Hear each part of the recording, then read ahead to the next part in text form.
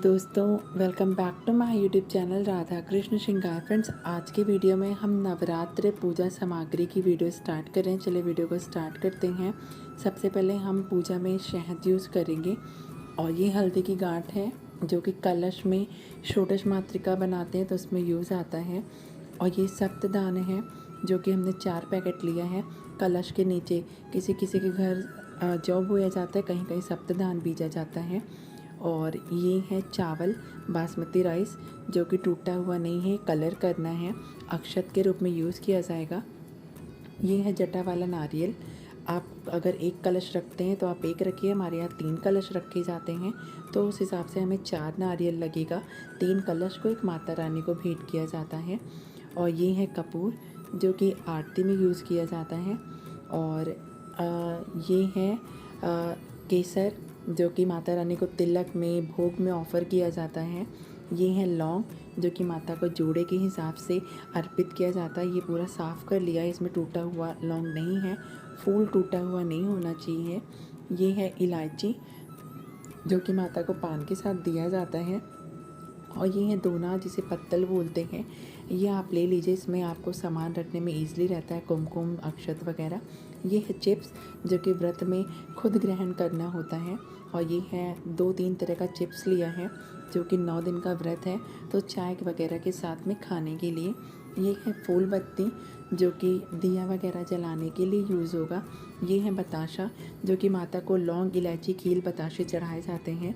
ये है अगरबत्ती, कृष्ण कृष्ण के नाम से है, बहुत ही अच्छी स्मेल है इसकी, तो ये अगरबत्ती लिया है। ये यज्ञोपवित्री यानी कि जनेऊ लिया है।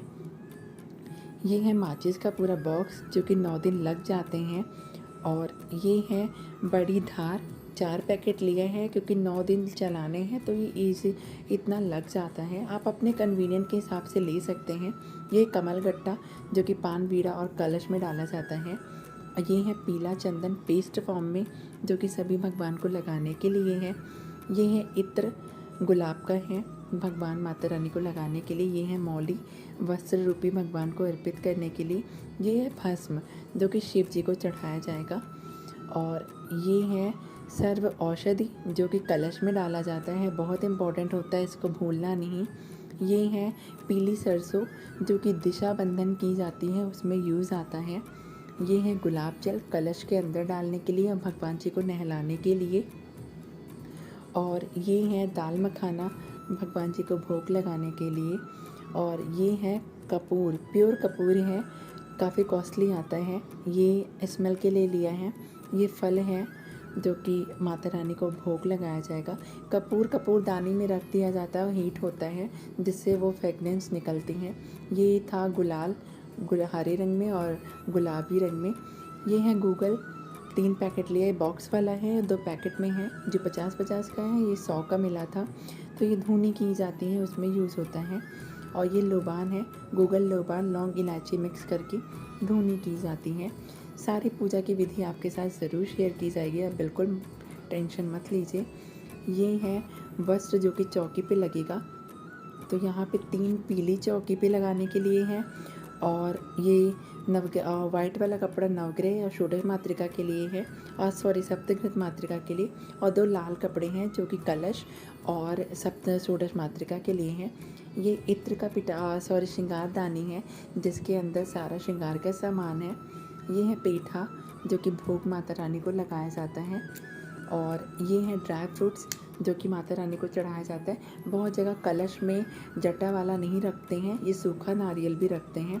आप अपने अकॉर्डिंग जैसे आपके यहाँ किया जाता है उस तरह से आप रख सकते हैं। ये है कुशा घास जो भगवान जी के ऊपर जल छिड़कने में, स्नान कराने में बहुत ही ईजी होता है। और ये है घी, 1-1 किलो का बॉटल लिया है जो कि अखंड ज्योत चलाने में काफ़ी हेल्प मिलती है, तो 2 किलो 3 किलो आराम से लग जाते हैं।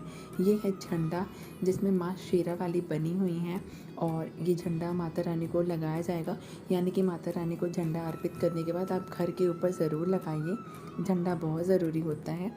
ये है पीला सिंदूर जो कि माता को ज़रूर चढ़ाया जाता है। ये है मौली, इससे अखंड ज्योति की बाती बनाई जाती हैं।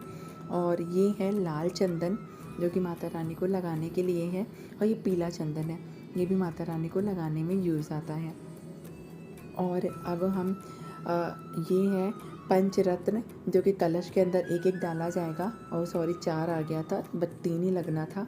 और ये उंगली में डाला जाता है, कुशा है, इसको पहनने के बाद पवित्री बोलते हैं, तब पूजा शुरू करते हैं। और ये का धूनी पात्र है जिसमें कंडा वगैरह जला करके धूनी करते हैं। ये 3 चुन्नी हैं जो कि नारियल के ऊपर रैप करनी है।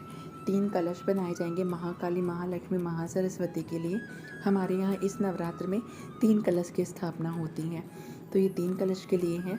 और ये बड़ी वाली जो महिषासुर मर्दिनी का विग्रह आया है, उनके लिए बड़ी सी ओढ़नी है, बहुत ही प्यारी लगेगी माता रानी इस ओढ़नी में।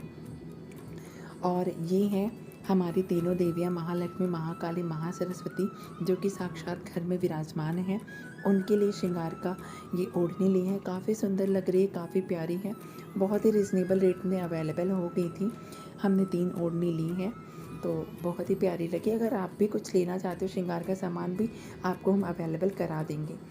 और ये है जौ, जो कि हमने एक दिन पहले पानी में भिगो दिया है, ताकि कलश जब हम कल खेतरी बीजेंगे तो ईज़िली ग्रोथ हो जाएगी। ये है कलश दानी, यानी कि इसके अंदर हम मिट्टी डालकर कलश को रखते हैं और जौ वो बीजते हैं, जिससे कलश हिलता नहीं है। ये हमारा कलश जिसके अंदर हमने पानी भर कर रख दिया है, क्योंकि अगर आप नया कलश लाते हैं और पानी नहीं भरते तो डायरेक्ट पानी भरने के बाद कलश में पानी जल्दी सूख जाता है। ये हमारी तीनों दुर्गा, काली, सरस्वती के लिए ड्रेस है, जो कि वाइट रेड में है। ये बड़ी वाली देवी माँ जो महिषासुर मर्दिनी है, उनके लिए ड्रेस है, ये मंदिर में जाएगी। और ये फूल है जो माता रानी को चढ़ाया जाएगा।